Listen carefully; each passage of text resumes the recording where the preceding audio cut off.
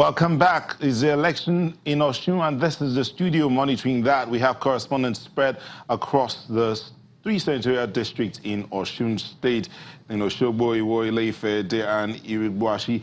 And we have in the studio Michael Geoffroy in Abuja. We have Dr. Kayode Ishola here in Lagos and Eddie Odiri. Let me come to you, Mr. Odiri.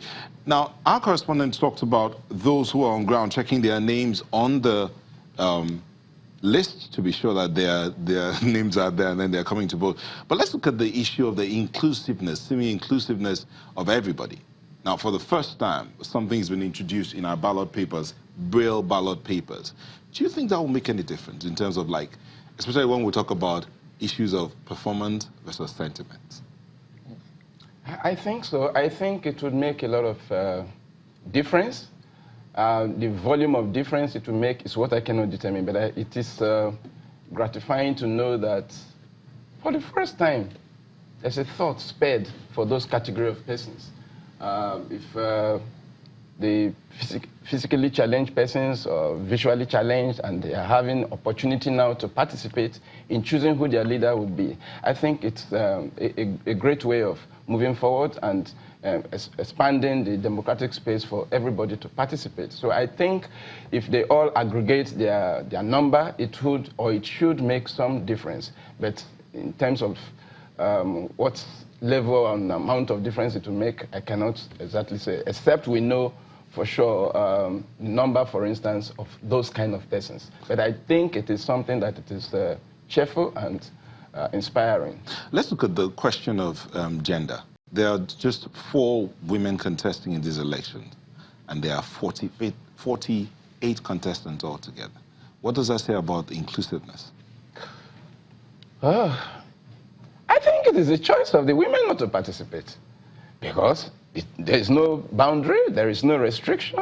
If 4 out of 48 have indicated their willingness to participate, it means that it could have been more. There's nobody that was stopped. What it requires is the courage of everybody to get involved. But I must say that even from the analysis that had gone before now, you see that the big 5, the major 5 parties, the women are not there. And so many of the women, all the women, including some of the other participants, may have been classified as they also ran candidates. They probably just want to also show up. But I do know that a lot of the men who are contesting bank on the support of women. It will surprise you to find that even the women who are candidates will score low, even from their fellow women. So it's not so much issue of gender exclusiveness or something, but it is the willingness of the women, for instance, to trust their fellow women that, oh, yes, a fellow woman can deliver and then a fellow woman can do better. So I think it is liberalized. It is their own fear, not to sufficiently come out and join the fray. Dr. Ishola, do you agree with him? Well, absolutely, but maybe by extension, I need to mention that, you see, Nigeria is an ambulant country, and by so doing, we like to do many things in ambulant way. All this idea of allow women to vote, not too young to run, are, in my view, ambulant approaches to politics. Nobody, as he has said, prevents a woman from taking form and participating in an election. Rather, it is the political terrain that discourages women, that also discourages the young ones. What kind of many women? When you say the political terrain, very good, and that's what I'm about explaining. Okay.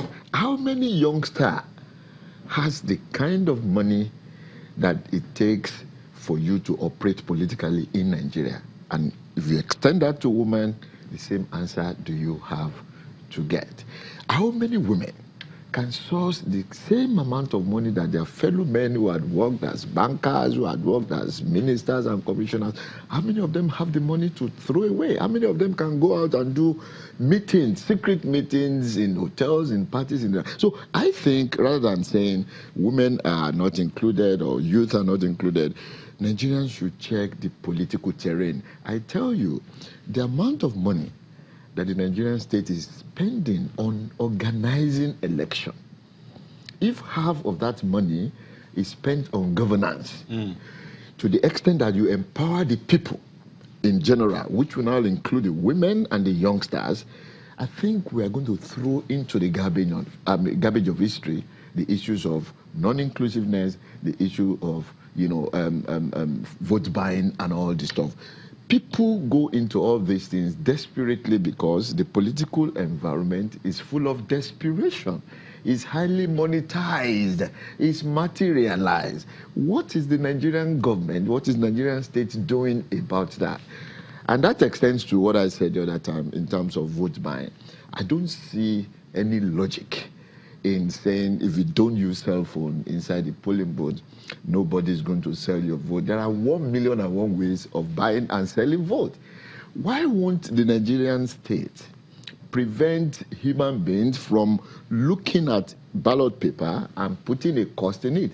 Someone who is paid 18,000 naira minimum wage, if that person has opportunity to buy or sell votes, it will be the #1 person to bench the idea. So I feel all these ambulant methods, don't buy vote, force them not to sell vote, encourage women, don't discourage the young ones, are just lip services.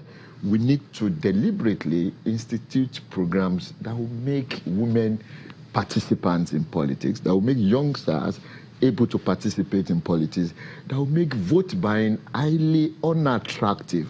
As Nigeria is today, the level of poverty in Osun, in Oyo, in almost all states of the Federation will not prevent majority of the people from buying or selling votes. We need to go away from ambulant approach to issues and then attack issues in more fundamental way. That's what I think, at this point. Thank you very much. We would quickly join our correspondent, Lanre Lasisi, who is in Iwo, to bring us up to speed what's happening on ground. Lanre, what is the situation?